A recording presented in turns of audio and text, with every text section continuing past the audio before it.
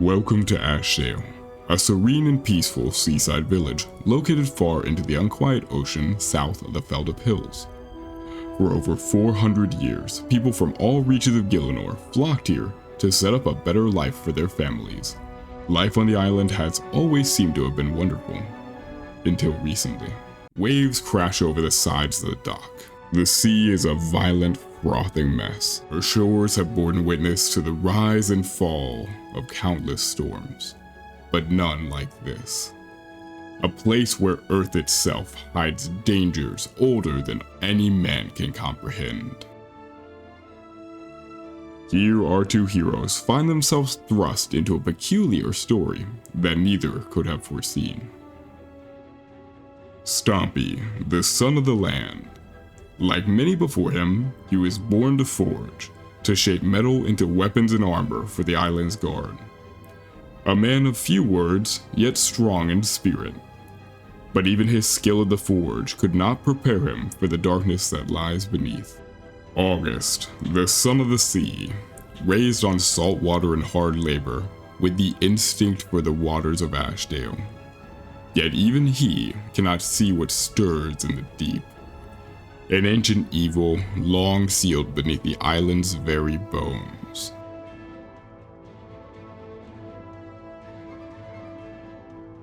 For centuries, the island's people have been safe from the Old Terror, an ancient creature known as Agaroth. Once a god of the deep, it was sealed away by the island's founders, imprisoned beneath the very earth. But now, the storm is more than just a warning. It is the harbinger of Agaroth's return. The seals are breaking.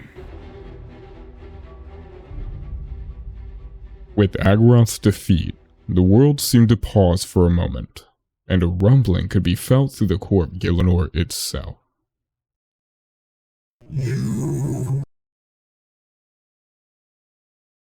You trespass on a sacred moment.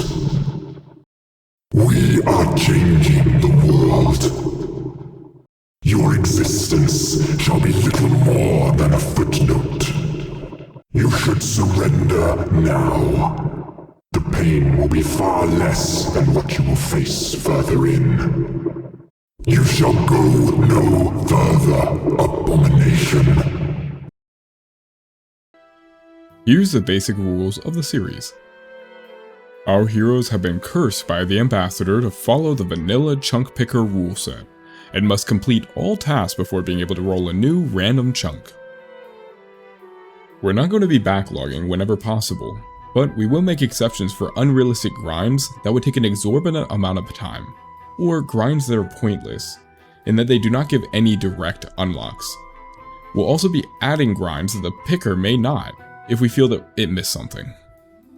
As we're playing a competitive group Ironman, some pieces of content such as pest control or wilderness flash events are disabled, and as such, we will not be able to benefit from them.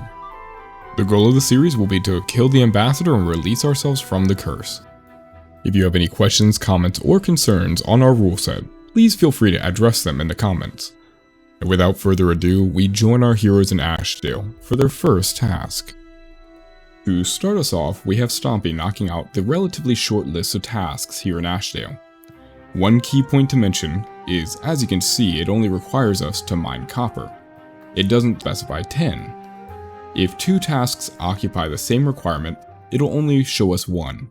But rest assured, we will always try to complete all goals possible, even if not specifically listed. Although there is nowhere to catch a crayfish on Ashdale, we are able to get them as drops from killing Crassian guards near the bank in the caves below. With this final task complete, we are able to finally roll our first new chunk. Wouldn't you know it, we got Port Sarim, the only option.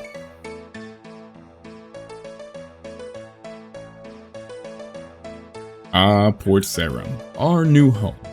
It's located in the southern reaches of Asgarnia, and long before even Asgarnia existed, this land was known as Port Lena back in the 4th Age. Though inhabited almost exclusively by pirates in the past, it is now our home. One rule not previously mentioned is that for a chunk to be rollable, it must have a direct access point. An example is charter ships will not have each of their possible locations rollable, but each of these chunks here are rollable as they only have one possible destination. I won't bore you with reading through every single task as you'll see them completed throughout the video, but some highlights are getting 40 attack to wield adamant battle axes, equipping a full set of batwing armor and weapons, and cutting, burning, and fletching willow logs. Before we step in to complete tasks here in Port Sarim, let's first explore the chunk borders.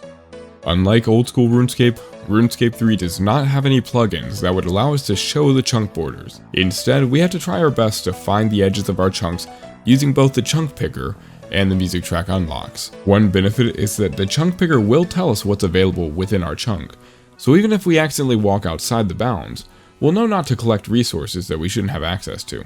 And with that, let's get started. A Shadow over Ashdale completed. Here's an easy one, just getting the lodestone real quick. Oh, this clip shouldn't be in here. Nothing happens. You can look away. One wonderful thing about being in a group Ironman is you get access to the group Ironman bank chest. That is if you can complete the level 0 task. With us having to buy battle axes and batwing armor, we had to resort to some interesting methods of getting money. I'd like to introduce you to an old piece of content that many people probably haven't investigated too much. It's called Vinesweeper, and it can be accessed by talking to almost any tool leprechaun. Climbing over the stile here gives us a measly 2 experience every time, but it's our only way to access the agility skill. We can also buy oogle roots to feed to the rabbits here for an actually pretty decent 30 hunter experience every time. Achieving 5 agility here allows us now to use Surge. Now let me introduce you to the wonderful world of how I have to train woodcutting. We only have 2 trees within our chunk boundaries, meaning every time I want to try and cut one, I had to go to one of 2 options. One is guarded by a mugger, who attacks me every time I go near it, and the other one is quite far away, so I have to walk between them. So instead I found, it's easier to just train my magic while I wait for one to respawn, as one of our chunk tasks is to get 30 magic anyway. Once I've gathered enough logs, I can go ahead and light a couple fires and get some of the fire making experience. Unfortunately for me, with my limited access to trees, the requirement to burn an oak log is level 15. And even worse, the requirement to fletch a oak shortbow is 20, meaning I'm going to be stuck here for quite a while, cutting the same 1, maybe 2 trees. Since for some reason RuneScape won't let us cut trees using battle axes, our best hatchet for the entirety of the woodcutting grind will be a bronze hatchet.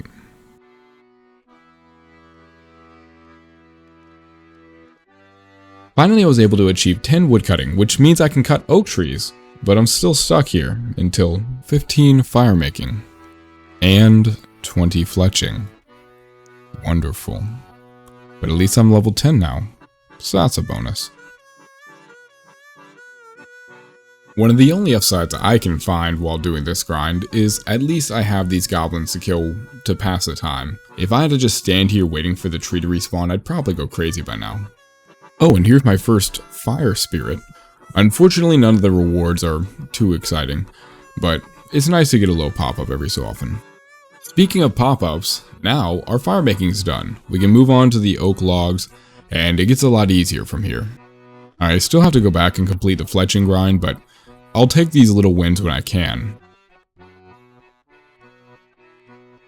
I went ahead and spent some time getting my mining level up, as well as opening all the geodes that I got from mining, hoping maybe we'd be able to train some crafting using the gems.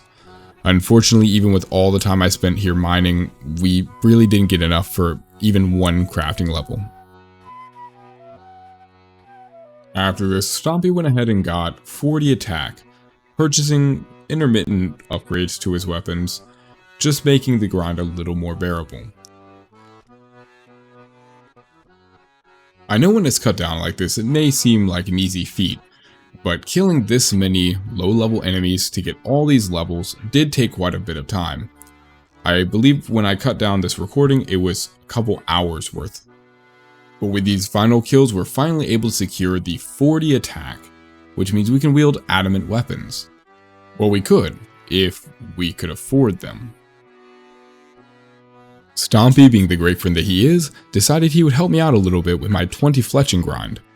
He went ahead and forged me a bit of some bronze arrow tips, that way I could cut out some of the grind hopefully in the future. He then went ahead and smithed an absolutely insane amount of bronze battle axes, basically our only way of making GP in this chunk. I believe each one sells for about 50 GP, so a full inventory nets us just a little bit over 1200 GP. And with us needing over 20,000 GP for the axes as well as the batwing armor and weapons, it wasn't going to be a small amount of mining to complete, unfortunately. But Stompy was able to persevere and finally purchase his set of adamant battle axes.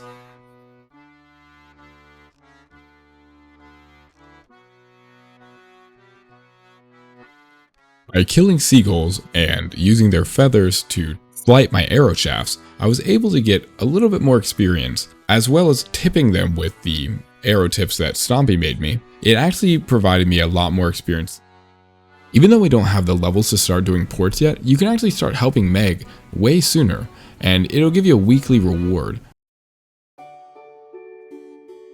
Finally, after combining the feathers I got from seagulls, as well as feathers I can buy from Garrett's fishing shop, I'm now able to finish off the worst part of the grind. Now that the worst parts of the chunk is behind us, we can get to the actually easy stuff. First, we need to complete the emissary task to kill 10 goblins and bring back a piece of paper. After all my woodcutting training, I've practically become a professional at this point. As a reward, I was given an XP lamp that I could use in any combat skill, so I decided to put it into magic, which I still need to get to 30. After that, we need to talk to Redbeard Frank to go ahead and start the Pirate's Treasure quest, even though we can't complete it. While cutting trees, we have a chance to get bird's nests, which could contain seeds, or eggs, or even rings that we can sell for GP. One task that we decided to add, even though it wasn't technically mandatory, was to be able to fletch at least a willow shortbow, so I continued to woodcut and fletch for a couple of days. While I finished the woodcutting and fletching, Stompy went ahead and got 30 defense to be able to wear the full batwing armor set. I then went ahead and finished off 30 magic to be able to wield the batwing wand and book. After a couple of days, I was able to knock out the woodcutting grind, allowing me to fletch a willow longbow and burn a willow log. This finished off all of the tasks for this chunk, and I think it's time to see where we're going next. To see where we'll end up going next, check out our next video, and don't forget to like and subscribe if you enjoyed. Thanks for watching.